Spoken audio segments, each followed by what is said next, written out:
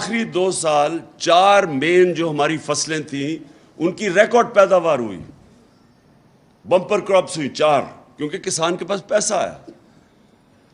تو ہمارا agriculture sector بھی بڑھ رہا تھا، ہماری industry large scale manufacturing industry کتنے سالوں کے بعد 11.5% گروتھ ریٹ اس کی ہوئی۔ تو اس لیے لارج سکیل مینوفیکچرنگ جب ہوئی، مزدوروں ہماری ورلڈ بینک کہتا ہے کہ ہمارا سارے برِ صغیر میں سب سے زیادہ روزگار پاکستان نے دیا اس ٹائم پہ۔ کرونا کی وجہ سے بے روزگاری بڑھی۔ آئی ٹی جو فیوچر ہے پاکستان کی ٹیکنالوجی، آپ کو یہ سمجھنا چاہیے کہ دنیا اب ٹیکنالوجی کی طرف جا رہی ہے، بہت بڑا ایک ریولوشن ہے ٹیکنالوجی کی۔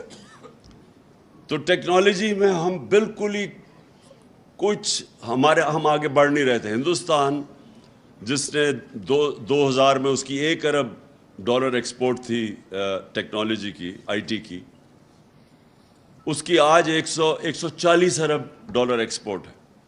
تو پاکستان کی وہیں پھنسی ہوئی تھی۔ تو ہم 75% ہم نے اپنی ایکسپورٹس انکریز کی آئی ٹی، کیونکہ ہم نے ان کی اس سیکٹر کی بھی مدد کی۔ پر اسمال اور میڈیم انڈسٹری جدھر سب سے زیادہ روزگار ملتا ہے، ان کے لیے ہم پورا انسینٹیوائز، ان کی ریگولیشن کم کر رہے تھے، جو رکاوٹیں تھیں، ایز آف ڈوئنگ بزنس اس کو کہتے ہیں، تاکہ روزگار ملے لوگوں کو۔